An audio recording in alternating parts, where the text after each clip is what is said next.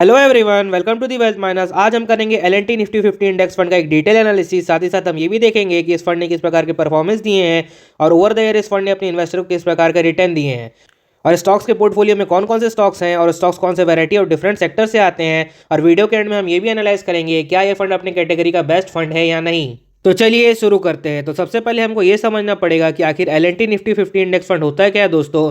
इसको समझने के लिए हम इसके नाम का ब्रेकडाउन करेंगे। जैसे कि एल&टी का मतलब ये हो गया कि वो म्यूचुअल फंड हाउस जो कि हमको ये फंड प्रोवाइड कर रहा है। इसके बाद हमको समझना पड़ेगा कि निफ्टी 50 और इंडेक्स फंड क्या होता है। इन दोनों टर्म को समझने के बाद हमें इस म्यूचुअल फंड के बारे में 50% जानकारी मिल जाएगी।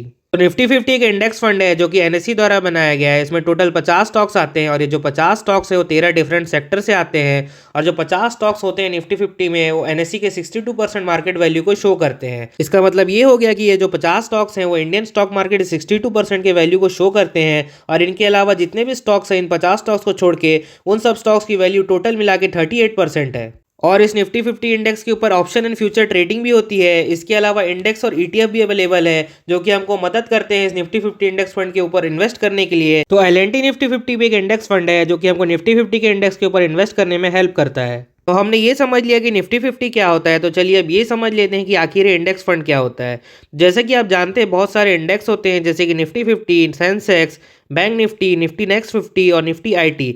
तो जब कोई mutual fund house in index के ऊपर इन्वेस्ट करता है तो उस म्यूचुअल फंड को हम इंडेक्स फंड बोलते हैं। तो इंडेक्स फंड के फंड मैनेजर को कोई स्टॉक नहीं पिक करना होता, उसे सिंपली इंडेक्स को कॉपी करना होता है और उन्हीं स्टॉक्स में इन्वेस्ट करना होता है जो कि इस इंडेक्स का पार्ट है। तो आगे हम अभी ये भी देखेंगे कि कौन कौन से स्टॉक्स हैं जो कि इस इंडेक्स का पार्ट है। किसी भी इंडेक्स फंड का जो रिटर्न है वो अपने इंडेक्स के बराबर ही होता है, उससे ज्यादा वो रिटर्न नहीं दे सकता। तो अब आप समझ चुके होंगे कि एल&टी निफ्टी 50 इंडेक्स फंड किस प्रकार के स्टॉक्स में इन्वेस्ट करता है और इस म्यूचुअल फंड की इन्वेस्टमेंट फिलॉसफी क्या है। चलिए अब हम ये जान लेते हैं कि आप किस तरह से यूज कर सकते हैं निफ्टी 50 के इंडेक्स फंड को अपने इन्वेस्टमेंट जर्नी के लिए। सबसे पहला यूज तो ये हो गया, जैसा कि आप जानते हैं कि निफ्टी 50 इंडियन मार्केट को रिप्रेजेंट करता है। तो अगर आप निफ्टी 50 में इन्वेस्ट करते हैं तो आप डायरेक्टली इंडिया में इन्वेस्ट कर रहे हैं। और दूसरा यूज ये हो सकता है निफ्टी 50 के इंडेक्स का, मान लीजिए जैसे कोविड के समय मार्केट बहुत ज्यादा डाउन हो गया था सडनली और वहां से रिकवरी भी बहुत तेज आई थी। तो अगर आपको पता है कि आज मान लीजिए निफ्टी 50 5% टू 10% डाउन हो गया है तो आपको लगता है कि यहाँ से मुझे इन्वेस्ट करना चाहिए और निफ्टी 50 में बहुत जल्दी फास्ट रिकवरी आने वाली है,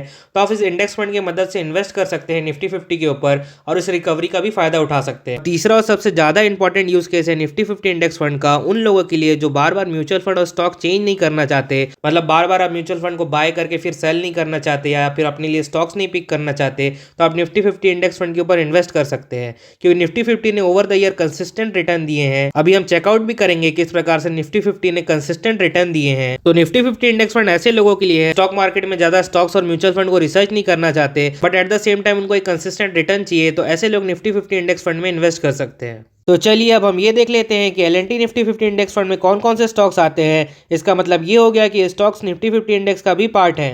आप देख सकते हैं कि हर स्टॉक के सामने एक परसेंटेज लिखा हुआ है। इस परसेंटेज का ये मतलब हुआ कि इस स्टॉक्स का इतना वेटेज है उस इंडेक्स में। दूसरे शब्दों में कहें तो मान लीजिए अगर ये म्यूचुअल फंड हाउस 100 रुपए की परचेसिंग करता है स्टॉक मार्केट से तो उसमें से 10% हिस्सा होगा रिलायंस का, उसी तरह से 8% हिस्सा होगा एचडीएफसी बैंक का। तो ये मतलब हुआ वेटेज का। तो चलिए अब हम लाइन से देख लेते हैं कौन कौन से स्टॉक्स है जो कि इस फंड का पार्ट है। तो सबसे पहला स्टॉक्स है रिलायंस इंडस्ट्रीज, फिर आता है HDFC bank, ICICI bank, Infosys, HDFC, फिर आता है TCS, ITC, Kotak bank, HUL और लार्सन एंड टूर्बो। तो ये थे टॉप 10 स्टॉक जो कि निफ्टी 50 के इंडेक्स का पार्ट है। इसके अलावा 40 और स्टॉक्स हैं जो कि निफ्टी 50 के इंडेक्स का पार्ट है। अगर आपको पूरे 40 स्टॉक्स का नाम देखना है तो आपको वीडियो का लिंक डिस्क्रिप्शन में मिल जाएगा, वहां पर आपको निफ्टी 50 इंडेक्स के पूरे स्टॉक्स का नाम मिल जाएगा सेक्टर वाइज।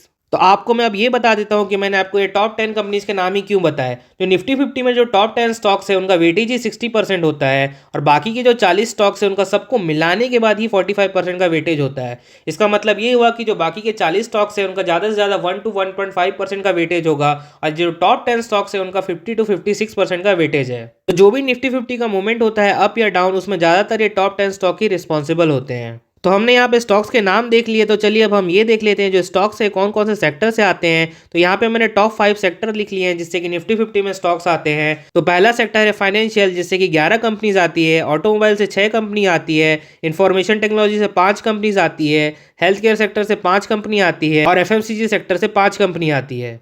इसके अलावा 8 और सेक्टर है जो कि निफ्टी 50 के इंडेक्स का पार्ट है, उनके नाम आपको इस वीडियो में मिल जाएंगे। तो किसी भी इंडेक्स फंड को समझने के लिए हमको पहले 2-3 टर्म समझने पड़ते हैं। उसी में पहला टर्म आता है एक्सपेंस रेशियो।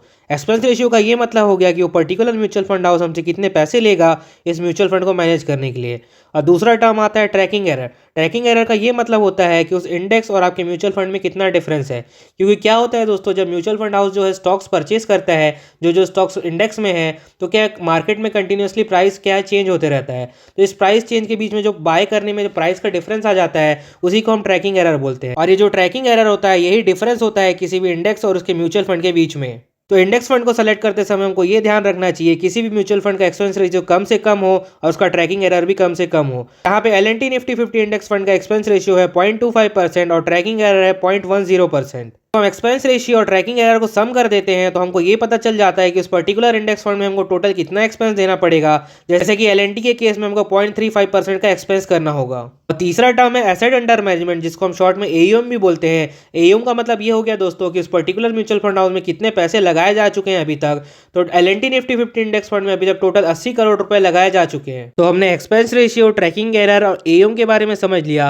अब इन तीनों की मदद से हम अपने लिए best Nifty 50 index fund select करेंगे। तो एज ऑफ नाउ मार्केट में टोटल 18 म्यूचुअल फंड अवेलेबल है जो कि निफ्टी 50 के ऊपर इंडेक्स फंड प्रोवाइड करते हैं। पर ये सब म्यूचुअल फंड का काम क्या है, सेम है, जो कि निफ्टी के इंडेक्स को कॉपी करना है। तो हमको ऐसे म्यूचुअल फंड को सेलेक्ट करना होगा जिसका एक्सपेंस रेशियो कम से कम हो और उसका ट्रैकिंग एरर भी कम से कम हो और साथ ही साथ उसका एयूएम ज़्यादा हो, ताकि हमको लिक्विडिटी मिल सके जब हम अपने म्यूचुअल फंड को बेचना चाहें। तो यहाँ पे मैं एक बार और रिपीट कर देता हूँ कि हमको किस तरह से इंडेक्स फंड को सेलेक्ट करना है। एक्सपेंस रेशियो हमको कम से कम देखना है, ट्रैकिंग एरर भी हमको कम से कम देखना है और जो एयूएम है वो सबसे ज़्यादा होना चाहिए। तो यहाँ पे आप देख सकते हैं कि यहाँ पे मैंने टोटल लिख लिया है एक्सपेंस रेशियो ट्रैकिंग एरर का, क्योंकि यही बताता है कि पर्टिकुलर म्यूचुअल फंड हाउस में हमको कितना खर्चा आएगा। तो आप यहाँ पे देख सकते हैं कि ओवरऑल जो हमको सबसे सस्ता इंडेक्स फंड पड़ेगा वो है मोतीलाल ओसवाल का निफ्टी 50 इंडेक्स फंड, जिसका कि टोटल एक्सपेंस पड़ता है 0.16%। बट इसका फंड साइज अभी छोटा है तो हम इसको रिजेक्ट करते हैं। इसके बाद हम ये देख लेते हैं कि इस इंडेक्स फंड का एक्सपेंस रेशियो सबसे कम है। तो एक्सपेंस रेशियो सबसे ज़्यादा कम है नावी निफ्टी 50 इंडेक्स फंड का,